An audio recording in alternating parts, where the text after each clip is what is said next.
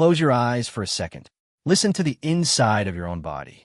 That thump-thump, that steady, stupid, stubborn drum that's been keeping time since before you had a name. You don't think about it. You can't feel it unless you're scared, or in love, or running for your life. Now imagine you're light years from home. You're alone, and you pick up a signal from a dead, frozen moon. A signal that doesn't beep or hum or speak in alien code. It's a heartbeat. Not just any heartbeat. Yours.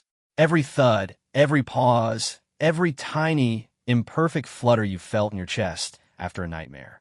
It's out there, waiting, and it's been playing on repeat for 2,000 years.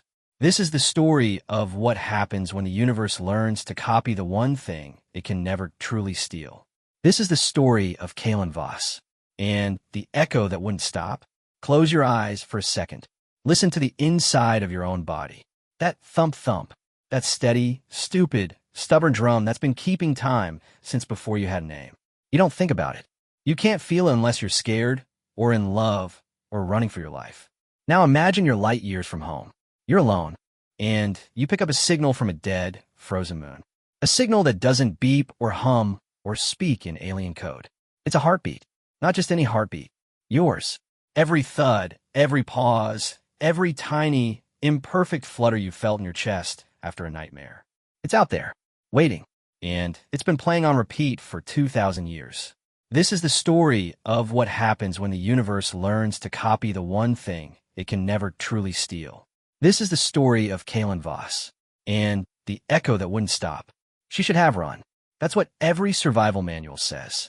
When the unknown touches you, you retreat. You regroup. You live to be stupid another day. But Kalen Voss had never been good at following instructions. And besides, running felt wrong. The pillar's loneliness was still pressed against her mind like a cold hand. It wasn't hostile. It was hungry. Not for flesh. For rhythm. You don't have a heartbeat, she said aloud.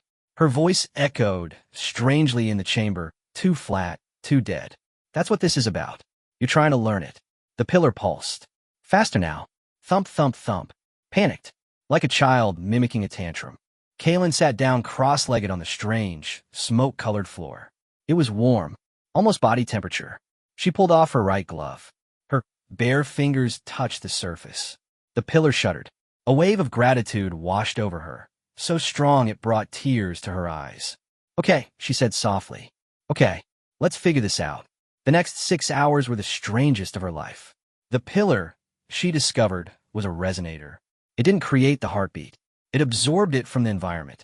For 2,000 years, it had been listening to the universe. The slow, ancient pulses of dying stars, the erratic thrum of quantum fluctuations, the steady hum of galactic rotation. But none of those were alive. None of them had intention. None of them could feel. Until her. So you heard my heartbeat from 2,000 light years away? Kalen asked, pacing around the pillar.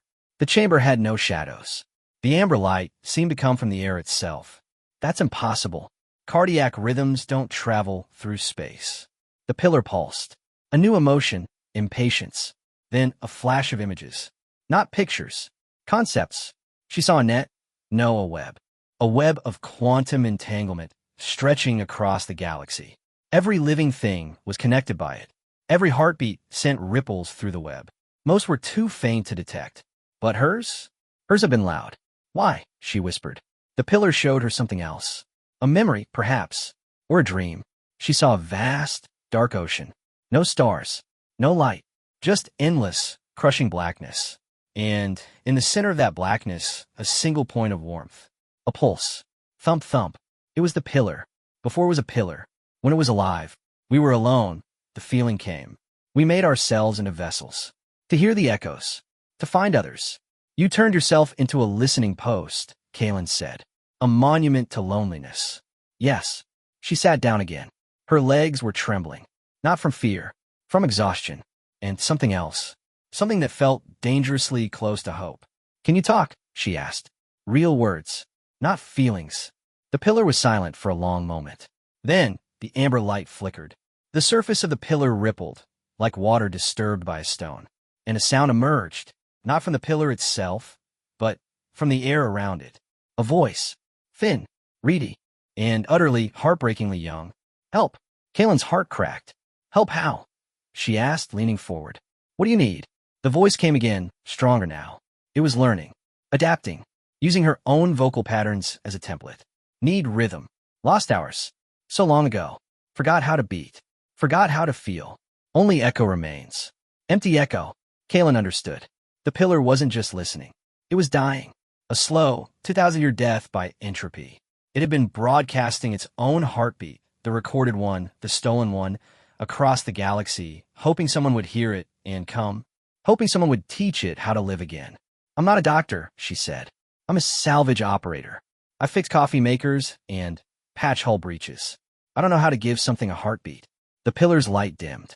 The loneliness returned, heavier this time. Resigned. Then why did you come? It was a fair question. Kaylin thought about it. About the signal. About the impossible coincidence. About the way her own heart had stuttered when she touched the pillar. Because it sounded like me, she said finally. And I've been alone long enough to know that no one makes a sound like that by accident. The pillar's light flared. Not with hope. With recognition. You are not alone, it said. You never were. We heard you. Across the dark. Across the years. We heard you, and we called you home. Kaylin laughed. It was a wet, shaky sound. This isn't my home. My home is a rust bucket in orbit with a broken coffee maker. Home is where you are heard. She had no answer for that. The next 12 hours blurred into a haze of trial and error. Kaylin tried everything she could think of. She played music from her suit's memory. Classical, jazz, a half-remembered lullaby her grandmother used to hum. The pillar listened, pulsed along, but the rhythm never stuck. It was like trying to teach a fish to climb a tree. The pillar could mimic. It could copy. But it couldn't sustain. You need an original, she muttered, rubbing her eyes. She hadn't slept. The adrenaline had burned out hours ago, replaced by a dull, aching fatigue. You need something that's not a recording. Something alive. Yes. She looked at her own chest, at the faint rise and fall of her breathing, at the pulse she could feel in her throat, still steady, still stubborn. No, she said. Absolutely not. You're not taking my heartbeat. That's mine. Not take. Share. Same thing. No. Sharing is different. You keep yours. We make ours. Together. Kaylin thought about Mira. About the way her ex-wife used to put her hand on Kaylin's chest in the middle of the night, just to feel her heart. It's so loud, Mira would whisper. Like a drum. Like you're trying to wake up the whole world. Maybe she was. Maybe that was the problem. How, she asked. The pillar showed her. A connection. Not physical. Not even quantum. Something older. Something that predated machines and mathematics. The pillar would reach in her chest, not with a hand, but with a question, and her heart would answer. Not by stopping, by teaching. Each beat would be a lesson. Each pause a breath. The pillar would learn the spaces between the beats, the tiny imperfections, the way her heart sped up when she was scared and slowed down when she slept.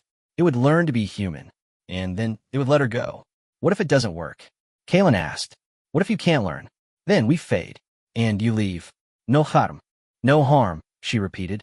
Except I'll have a dead alien's loneliness stuck in my head for the rest of my life. The pillar didn't respond. It didn't have to. They both knew she was going to do it. She took off the suit. All of it. The helmet, the gloves, the bulky chest plate. She stood in front of the pillar in her thin undersuit, shivering in the cold, amber-lit air. The chamber had no atmosphere, but the pillar had somehow created a bubble of warmth around itself. A pocket of pressure and oxygen. Enough to breathe. Enough to live. Okay, she said. Do it. The pillar didn't move. But the air changed. Grew heavy. Thick with anticipation. Kaylin felt a pressure against her chest, like a hand pressing gently on her sternum. Then, a pull. Not painful. Not even uncomfortable. Just a deep, resonant tug, as if something inside her was being unraveled and rewoven at the same time. Thump. Her heart beat once. Loudly. The pillar pulsed in response. Thump. Another beat. Another pulse. Thump, thump. They were synchronizing. Not perfectly. There was a lag. A tiny, almost imperceptible delay between her heart and the pillar's echo. But it was getting closer. The pillar was learning. Faster, Kaylin whispered. Come on. You can do it. The pressure increased. Her vision blurred. She felt lightheaded, disconnected from her own body. It was like dreaming while awake. She could feel her heart beating, each contraction, each valve snapping shut, but she couldn't control it. The pillar was in charge now. It was asking questions, and her heart was answering. Why do you speed up when you see a sunrise? Because it's beautiful. Why do you slow down when you hold someone's hand? Because I'm safe. Why do you stop when you're afraid? Because I'm waiting for courage. The pillar absorbed each answer. Each beat became a word. Each pause became a sentence. Slowly, painfully, it began to construct its own rhythm. Not a copy, an original, born from her heart, but shaped by its own ancient loneliness. And then it happened. The pillar pulsed, not in response to her, on its own. Thump, thump, thump, thump. A steady, healthy rhythm, different from hers. Slower, deeper, like a whale's heart or a mountain's. But alive, undeniably, impossibly alive. Kaylin collapsed. Her knees hit the floor. Her hands hit the warm, smoke-colored surface. She was crying. She didn't know when she'd started. You did it, she gasped. You crazy, lonely, beautiful thing. You did it. The pillar's light was no longer amber. It was gold, bright and warm and steady. And the voice that came from the air was no longer thin and reedy. It was full, rich, almost human. Thank you. We remember now what feels like to beat, to live, to not be alone. Kaylin pressed her forehead against the pillar's surface. It was warm, almost hot, like a fever breaking. You're welcome, she whispered. And then the ground shook. The tremor wasn't natural. Kaylin had felt enough tectonic shifts to know the difference. This was structural. The entire chamber groaned, the mother-of-pearl walls cracking like eggshells. Dust, or something like dust, rained from the ceiling. The pillar's golden light flickered, then stabilized. They found us, the pillar said. Its voice was calm, but underneath it, Kaylin felt a spike of fear. Old fear, ancient fear. Who found us? The pillar showed her. Images flashed through her mind. Not memories, but warnings. A species. Old. Cold. They had no name, no face, no form that human eyes could parse. They were simply presence. A vast, patient intelligence that had been hunting the pillar for millennia. Not because they wanted its heartbeat, because they wanted it to stop. They're the silence, the pillar said. They hate rhythm, hate life. They have been erasing echoes across the galaxy. Erasing hearts. We were the last, the loudest. They traced our signal. And now they are here. Kaylin's blood ran cold. How long? Minutes. Perhaps less. She scrambled to her feet. Her suit was scattered across the floor. She grabbed the chest plate, the helmet, fumbling with the seals. Her hands were shaking. Not from fear, from adrenaline. Can you fight them? She asked. No. We are a listener, not a weapon. Can you hide? No. They have already seen the new rhythm. They know we are no longer empty. They will come to silence us both. Kaylin stopped. She looked at the pillar, at its golden, pulsing light, at the steady, healthy rhythm that she had helped create. 2,000 years of loneliness. 2,000 years of broadcasting into the void. And now, when it had finally found a friend, the universe was sending a monster to tear it apart. No, she said. Absolutely not. She finished suiting up, the helmet sealed with a hiss. The suit's systems flickered back to life. Nestor's voice crackled in her ear, faint but present. Captain, the ship is detecting an anomaly in high orbit. Massive energy signature. It's not natural. I know, Nestor. Get the engines warm. We're leaving. And the pillar? Kaylin looked at it. The pillar pulsed once. A question. What will you do? She smiled. It wasn't a happy smile. It was the smile of someone who had spent her whole life running toward things that weren't there, and had finally found something worth catching. I'm going to give them a different signal, she said. The plan was insane. It was also the only plan she had. The pillar couldn't fight, but it could listen. And Kaylin had spent 11 months alone on a salvage corvette, listening to the background noise of the universe. She knew something the pillar didn't. Something about the way signals traveled. About the way echoes bounced. You've been broadcasting on a narrow band, she said, pacing in front of the pillar. Her boots left no marks on the smoke-colored floor. A single frequency. That's how they found you. That's how they've been tracking you for millennia. Yes. Is the only frequency we know. No, it's the only frequency you know. But I know others. She pulled up her suit's holographic display. A mess of waveforms, frequencies, and mathematical models bloomed in the air. Humanity has been broadcasting noise into space for centuries. radio, television, the internet. We're not subtle. We're not quiet. We're a goddamn symphony of chaos. The pillar pulsed. Confusion. Chaos is not rhythm. Chaos cannot live. No, Kalen agreed. But it can hide. You want to survive? You stop being a single, beautiful heartbeat in the dark. You become a million different sounds. You blend in with the noise. You make yourself boring. The silence will still find us. They are patient. Then, we don't give them time to be patient. She looked at her display. The energy signature in high orbit was growing. It was vast, inevitable, like a black hole deciding to wake up. We run, and we keep running. And every time we stop, we broadcast something different. A different rhythm, a different voice, a different lie. The pillar was silent for a long moment. Then, its light shifted, from gold to something softer, something almost sad. You would help us run? Even though it means you cannot go home? Kalen thought about the Odysseus, about the frozen embryos in the cargo hold, about the broken coffee maker, and the dusty control panels, and the long, lonely months stretching ahead of her. She thought about Mira, about her father, about all the things she'd left behind. And then she thought about the pillar, about its 2,000 years of silence, about the way it had learned to beat again. Home is where you're heard, she said quietly. You taught me that. The pillar pulsed. And this time, the emotion that washed over Kalen wasn't loneliness. It wasn't hunger. It wasn't fear. It was love. The kind of love that only comes from something that has waited 2 millennia for a single, gentle touch. Then, we will run. Together. The next 30 minutes were a blur of desperate, impossible work. Kalen rerouted the pillar's energy systems, using her suit's limited processing power to create a scrambling algorithm.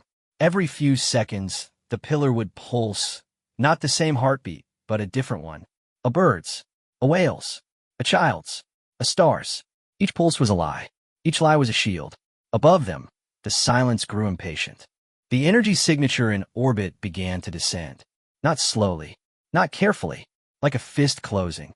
Nestor, Kalen said into her suit calm, get the ship ready for immediate launch. And open the cargo bay. We're bringing something with us.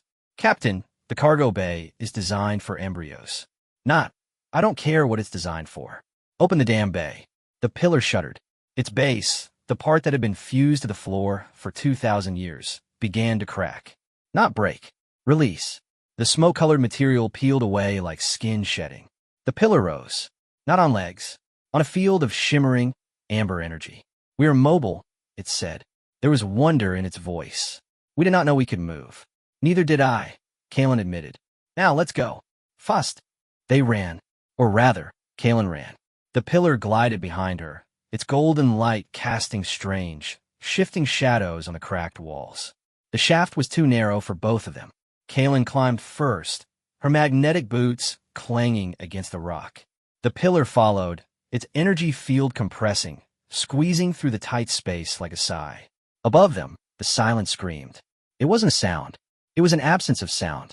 A wave of utter, perfect quiet that rippled through the rock, through the air, through Kalen's bones. Her heart stuttered. The pillar's light dimmed. Do not stop, the pillar said. Do not listen. Kalen kept climbing. She burst onto the surface. The Odysseus was waiting, its cargo bay yawning open like a metal mouth.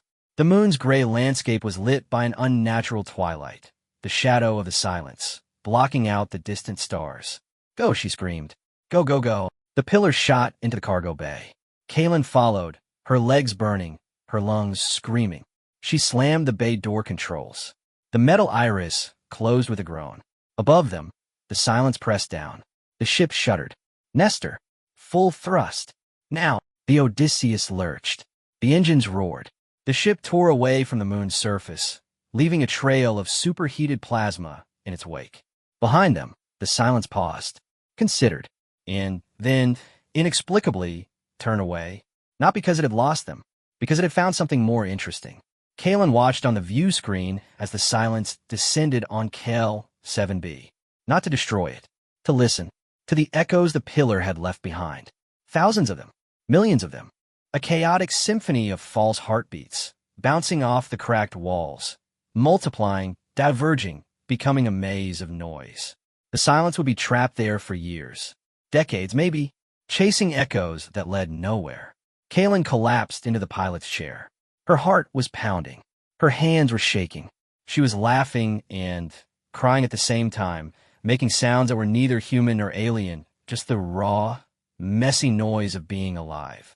Captain, Nestor said, the cargo bay is reporting an anomaly. The object you brought aboard is emitting a rhythmic pulse. It appears to be singing. Kaylin pulled up the cargo bay feed.